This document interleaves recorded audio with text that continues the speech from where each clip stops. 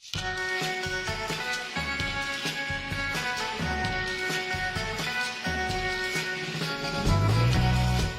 everybody, I hope you're all well. Welcome back to my YouTube channel, Kaya Psycho, where I talk about everything literature related and everything that is interesting to me. So, as you can see, I'm very much dressed for the occasion about the book that we're going to talk today, Daisy Jones and the Six. A phenomenal book which I read like a few months ago. I finally got around the time to make a YouTube video about it. And it's quite fitting actually because there was just a TV show that came out about this book. But I'm not going to talk about the TV show, this is simply about the book. And as you can see, I have, once again, a lot of thoughts. Let's get into it. So I first heard about this book through the author Taylor Jenkins Reid, and that is because I have read The Seven Husbands of Evelyn Hugo, and I heard that this book was about 70s music, and I absolutely love 70s music, so this was right up my alley. I didn't know much more about it, so I was really excited to get into it and actually read it. I'm going to take off my coat because it's very warm inside. Daisy Jones and the Six is a novel by Taylor Jenkins Reid. It tells the story of a fictional rock band in the 1970s. The book is written in a very unconventional format that resembles an oral history or more of a documentary with different characters sharing their perspective and their views on the band's rise to fame. So all the band members are actually interviewed by the author. The story follows all the relationships and creative struggles that the band members go through the years. Along the way, we really get a glimpse into the music industry of the 70s and explores complexities of fame, relationships, and creative process of writing. The author of this book, as I already said, is Taylor Jenkins Reid. She's a best-selling author who has written novels like Harry Soto is Back, Malibu Rising, Daisy Jones and the Six, and also The Seven Husbands of Evelyn Hugo. Always fictional people, fictional famous people that she talks about in their books, and it's very intriguing to me because I usually don't like to read those type of books, but she has this way of writing that really encapsulates what the characters are going through and make them very, very real. So I was very intrigued and excited to really get into this book. After that short summary of the author and the story, I want to go into spoiler territory. So if you haven't read the book, do not continue because I will talk about spoilers.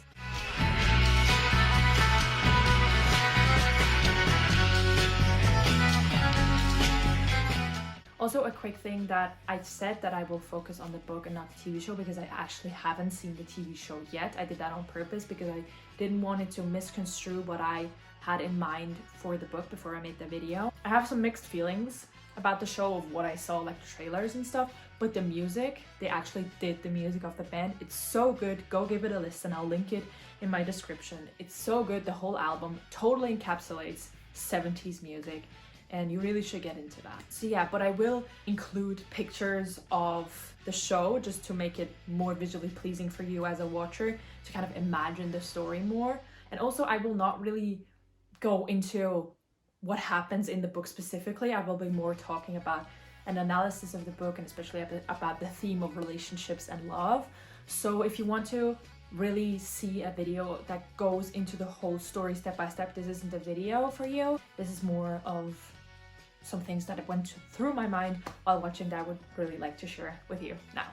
So the story begins with the band formation of the Six, which is led by the charismatic main character, main leader of the band, Billy June. It also includes his brother Graham, Pete, Warren, Eddie, and Karen. Those are the band members of the Six. Daisy Jones, who is a beautiful singer and songwriter, enters the picture later on but becomes a key part of the band. That's why the band is called Daisy Jones and the Six, because it's two key parts basically put together. So she became part of the band, but she was also kind of not part of the band, if that makes sense. That is how Daisy Jones and the Six was formed. As the band becomes more successful, tensions between Billy and Daisy start to bubble to the surface. They really clash over the creative process of writing the songs. They have different ideas. They kind of fight over them, but it ends up working out. So they make really good music together, even though they kind of don't really like each other. Hate-love relationship. And it's a struggle throughout the whole book. We see the band's highs and lows through every perspective because all of the different band members are telling their side of the story, especially also their huge rise to fame and also the struggles with addiction and infidelity, creative breakthroughs and breakdowns that come with making music. Ultimately, Daisy Jones and the Six is really a tale about the complicated relationships in a band, the price of fame and success, and the toll it has on the personal relationship around you. So now let's go into the characters a little more deeply. Let's start off with the first name, Daisy Jones. My outfit and my hair and my glasses are really kind of inspired by her, because on this cover she's actually not wearing the glasses, but she usually wears these big ass sunglasses, which I have here.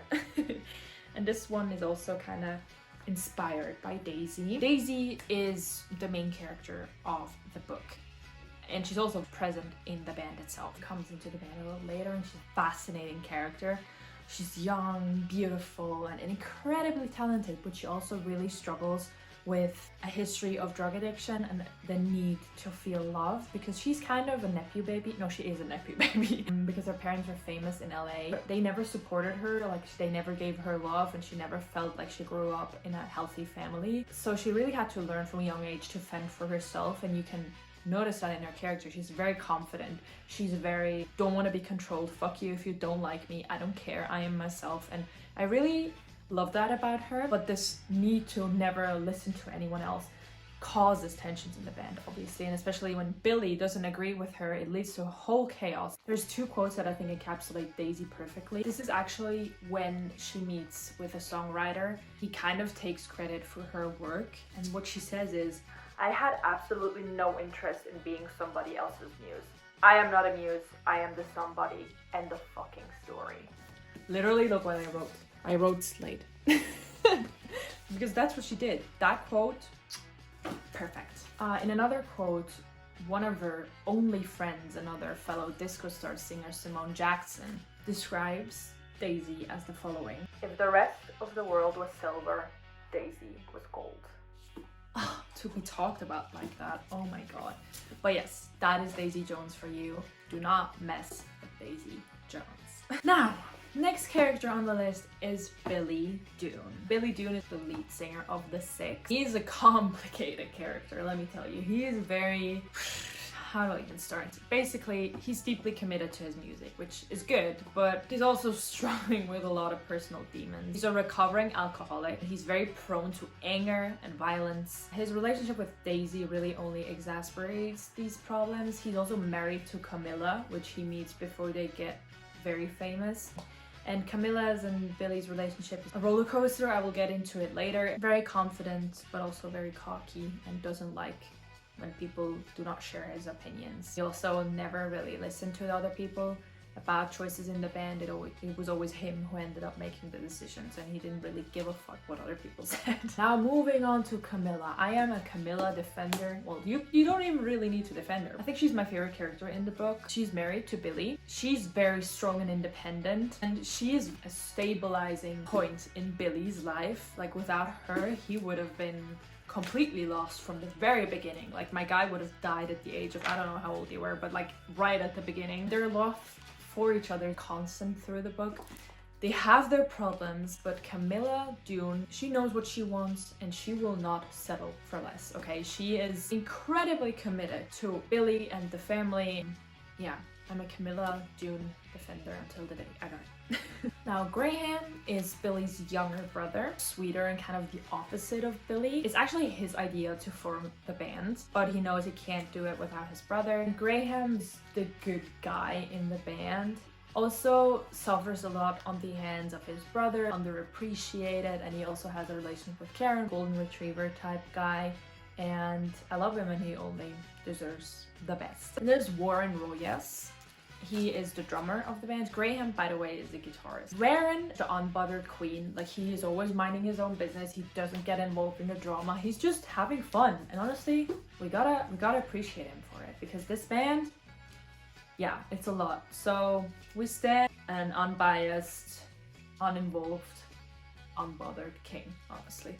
And there is Karen, and Karen is also one of my favorite characters. She tells it how it is. She's very direct, but she's also kind of introverted. She can seem cold to other people just because she knows what she wants and she doesn't settle for anything less. She's very realistic. Karen also plays the keyboard. There is Pete and Eddie, who are also part of the band. Pete plays the bass and Eddie plays the guitar. There are also other characters who play a role in this band. That is Simone. I already talked about her. She's Daisy's one and only best friend who is also doing disco music. Then there's Teddy, who is the record producer, and he also is kind of a father figure to Billy, because him and Graham didn't really have a father growing up. There is Rod, who is their tour manager. So these people are all the most important characters. I kind of will focus on Billy, Camilla, Daisy, and Karen. Because this book is written in an interview style, it gives you a unique perspective into the characters' lives, and the characters come alive because they all tell their story. And you really feel like you're getting the behind the scenes action. Dynamics of the relationships are also very special and unique and very interesting to see. The main story of the book is structured into 3 parts: the Six, Daisy, and the Six and Daisy. Each section is broken down into chapters that are told from the perspectives of the different characters. For example, in the Six section, there are obviously the chapters are mainly told through the perspective of Billy, Camilla, Karen, Pete, Eddie, and Warren. In Daisy, the chapters told are mostly from Daisy's perspective or Simone's perspective, while in the Six and Daisy, the perspectives are evenly distributed among the people. The story is not told in linear fashion. It skips around from time to time, and sometimes even within the same chapter it jumps back and forth. This can be a little disorientating, but you really get used to it quickly, and it makes a lot of sense because when you tell a story, there is some background information that comes to mind, or things that happened earlier, or just things come to mind when you tell a story, and it makes a lot of sense for the characters to jump around and tell other stories, so that story that they're telling has more context. It really feels like they are there reminiscing about their experiences in the band. Another thing which is really interesting is the use of song lyrics through the band. So Taylor Jenkins Reid actually wrote all of the song lyrics of the songs that the band composes during the time. Throughout the story, we see snippets of the songs, and the lyrics really provide another insight into the characters' emotions and what they're going through. It really takes you into the whole world of the story and whole 70s vibe, and it just makes so much sense, and I absolutely love how this was encapsulated or continued or shown in the story. And I would say the structure of the book is one of the things why it's so unique and so special, because of the interview formats, and you never quite know what will happen next.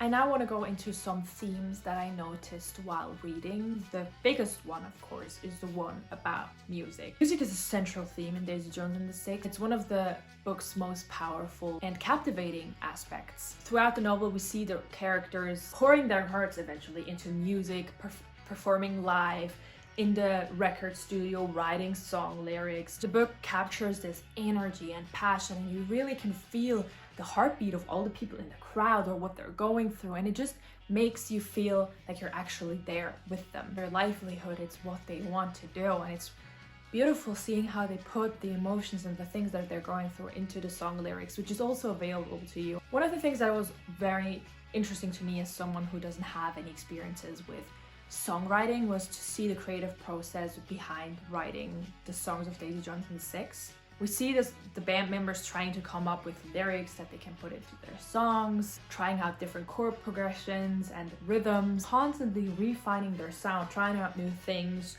see if that works, see if this works. And especially Daisy brings so much to the table, which Billy doesn't like, but eventually really pushes the band into this massive success.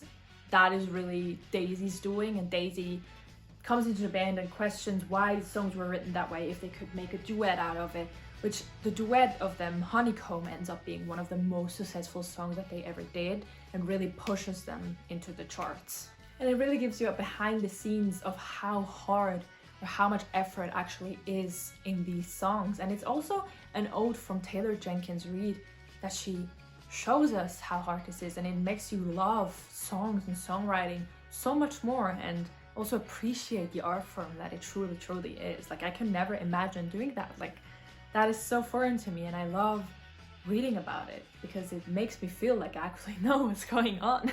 Something that was also very interesting to me is, besides all the emotions and heartbreaks and addiction issues that they were going through, pouring into their songs, it was also the way that they performed live. And as soon as they were on stage, it is described how all of their problems faded away and nothing else mattered, and how they were completely different on stage than they were off stage, especially Daisy. It really is a celebration of the power of music and power of rock and roll, and how music can inspire you, can heal you, can make you sadder, can make you express your emotions, and it shows how all walks of life really can produce and make music, and it connects everyone. The theme of this book that I want to go into is the theme of love. One of the most prominent types of love in this book is the type of romantic love.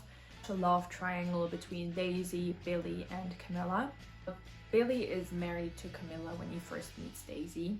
Their relationship is a very complex one. They are very, like, Daisy and Billy are drawn to each other despite their very different personalities. Go into the different relationships after this. But another type of love that is explored in the book is a love between bandmates.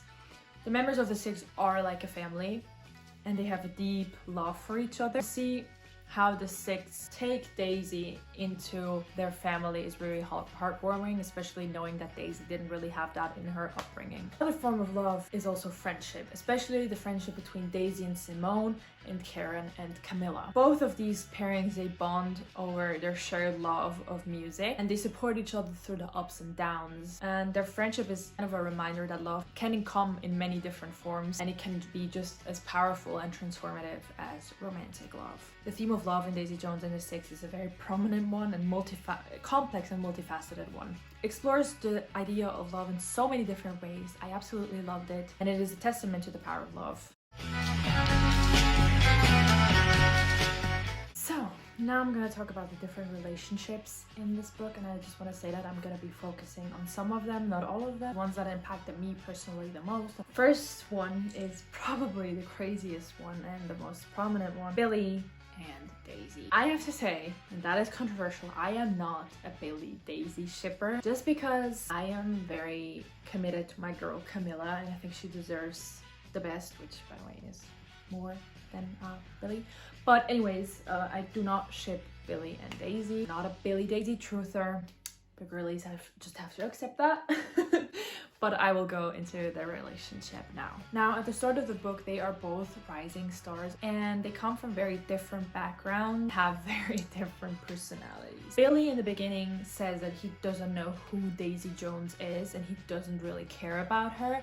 He doesn't like her attitude. He doesn't like how she just comes into the recording session and just acts like she owns the world. He doesn't like that because she's like the first person to ever challenge him in that way. Everyone else just kind of accepted Billy as the leader. She's a wild and free-spirited rock star who loves to party and takes risks, while Billy is very serious and focused, takes his craft very seriously. But the thing is, Billy used to be like Daisy, and he kind of sees the addiction and all of that stuff, and the thing of he wants to be that, but he can't be that because he has a family. Despite their differences, they are very drawn to each other, and they have a tumultuous relationship. Daisy knows that Billy's married.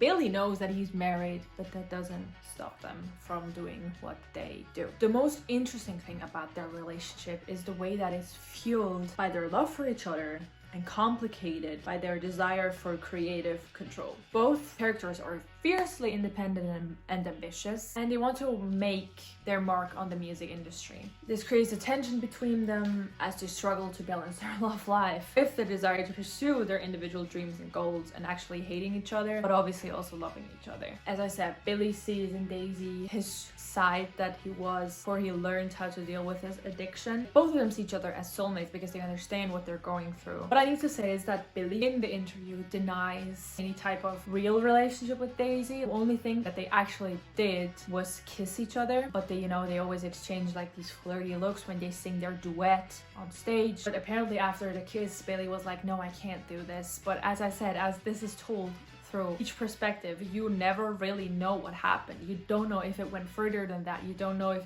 they are just holding back in their interview. So that makes it very unreliable. And the passion that you see from them on stage and while writing, I think speaks for itself and really complicates your whole feeling towards their relationship. And I will read you a quote now. It's from Billy himself and how he sees Daisy. Everything that made Daisy burn made me burn. Everything I loved about the world, Daisy loved about the world. Everything I struggled with, Daisy struggled with. We were two halves. We were the same. In that way that you're only the same with a few other people. In that way that you don't even feel like you have to say your own thoughts because you know the other person is already thinking them. How could I be around Daisy Jones and not be memorized by her? Not fall in love with her? I couldn't. I just couldn't. That quote isn't finished, by the way. I will finish it later on a more fitting scene. You'll see when that is. But now I want to talk about Billy and Camilla. Billy and Camilla get to know each other and get married before the band really blows up. But Camilla is always very committed to the relationship. She always supports Billy through all the tours he goes. She's a constant in Billy's life. The thing is, Billy ends up getting into drugs and alcohol on tour, and he deals with addiction, and he actually cheats on Camilla quite a lot. Camilla eventually ends up catching Billy in the act. There's this infamous scene where she basically screams at him. Shows, first of all, how confident she is, and second of all, that she will not tolerate Billy's bullshit. He needs to change. When she catches him in the act, this is the thing that she says. Who the fuck do you think you are, cheating on me? You think there's a woman alive who is better than what you have? Hi, this is Editing Me. I wanted to add something real quick, and that is that Camilla chose to stay with Billy. Even though he cheated on her, he had his drug addictions, he missed the birth of his daughter due to his drug addiction or him being in rehab, and Camilla made the conscious choice to stay with Billy. And when she was questioned about this by the author, this is what she said. My mom said, honey, I hope you know what you're doing. And I think I yelled at her, but inside I was thinking, I hope I do too. You know, I thought about this for a long time, decades. And here's what it comes down to. Here's why I did what I did. It didn't seem right to me that his weakest self got to decide how my life was going to turn out, what my family was going to look like. I got to decide that. And what I wanted was a life, a family, a beautiful marriage, a home with him, with the man I knew he truly was. And I was going to get it hell or high water. I think that is such a refreshing take on relationships and such an interesting character, because these days I feel like always the person that cheats that is in control. But here, Camilla truly is the one in control. And the way she said his weakest self got to decide how my life was going to turn out, that was so beautifully said. And the way she always saw potential in him and never gave up on him is honestly incredible to read. Not in a sense incredible that I strive to be like that, but it's an incredible relationship dynamic and so different from anything that I usually meet in life, in books in general. Not sure if I would agree with what she did, but I don't think that's the point. I think it's the point of the commitment. And the whole thing with Daisy happened, you could just tell that Camilla kind of knew, but she wouldn't let Billy destroy her family or Daisy destroy her family. The second part of that quote that I read you before about Billy talking about Daisy, this is how the quote continues. But Camilla meant more. That's just the very deepest truth. My family meant more to me. Camilla meant more to me. Maybe for a little while there, Camilla wasn't the person I was the most drawn to, or maybe Camilla wasn't the person I was the most in love with. At that time, I don't know. You can't. Maybe she wasn't. But she was always the person I loved the most. She was always the person I would choose. It is Camilla for me, always. Passion, it's fire. And fire is great, man. But we're made of water. Water is how we keep living. Water is what we need to survive.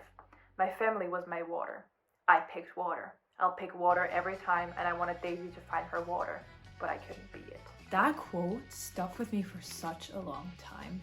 Billy continues to always choose Camilla and never choose Daisy, and how Camilla just keeps on getting what she wants. She wants this relationship, she wants this family, and she's not going to let anyone take it away from her, no matter what happens. Absolutely love the love between Billy and Camilla. I love how committed they are to each other, and no matter what happens, they stay with each other. If we can take anything from this, it's that love faces a lot of challenges, and sometimes if the person is worth it, it's worth going through. An interesting dynamic to read about. Another relationship I absolutely love is the friendship between Karen and Camilla. They are so supportive of each other. They never overstep their relationship, but they are such good friends. One of the quotes that really encapsulates the relationship is when Camilla says, "All I will say is that you show up for your friends on their hardest days, and you hold their hand through the roughest parts. Life is about who is holding your hand, and I think whose hand you commit to holding."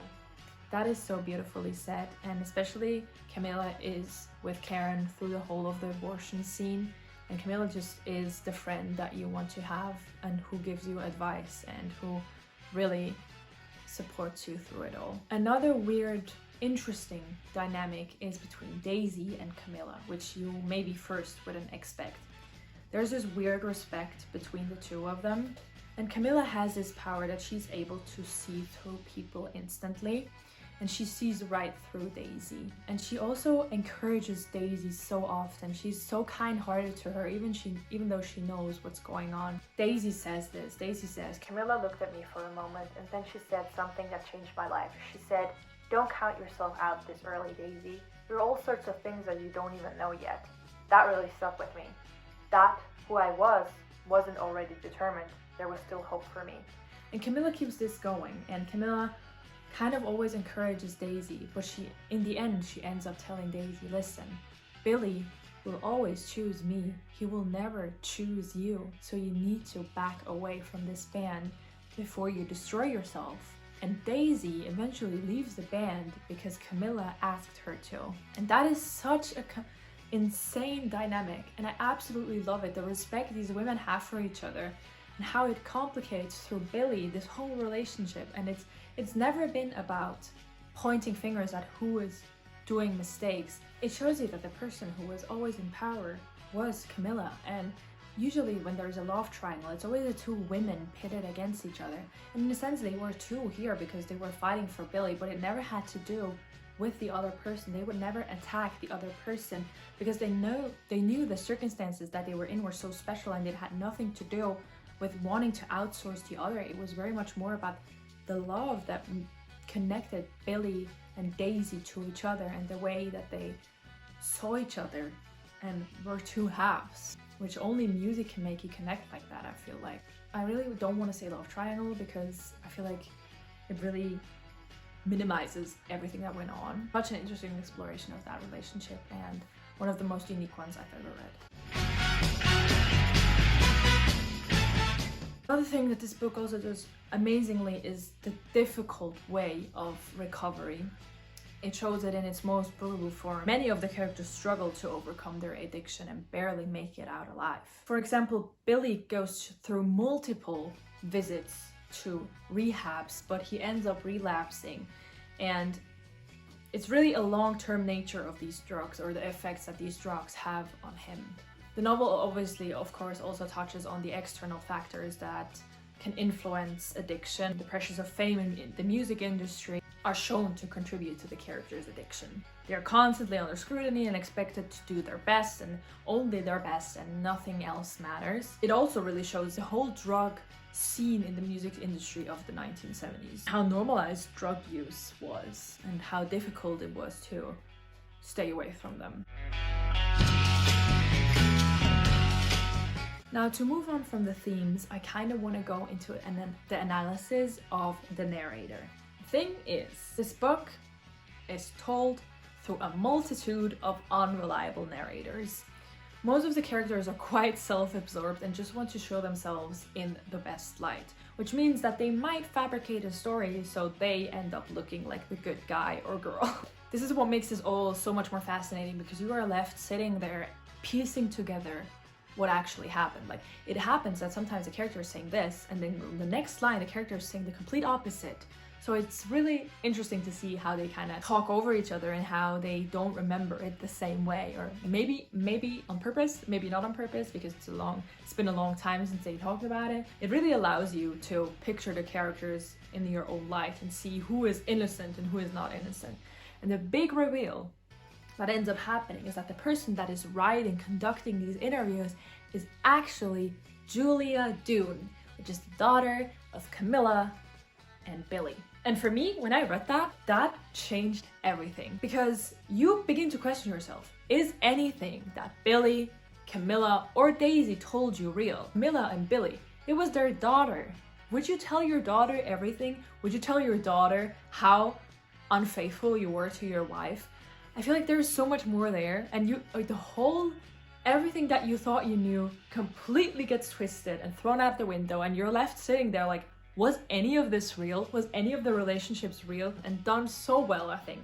Like, of course, Billy would say he never cheated on his wife, or after he got out of rehab, he only kissed Daisy. But was it really ever a kiss? Was it just a kiss? Wasn't it more? Like, obviously, Billy would tell his daughter that they only kissed once, but who knows? Who knows?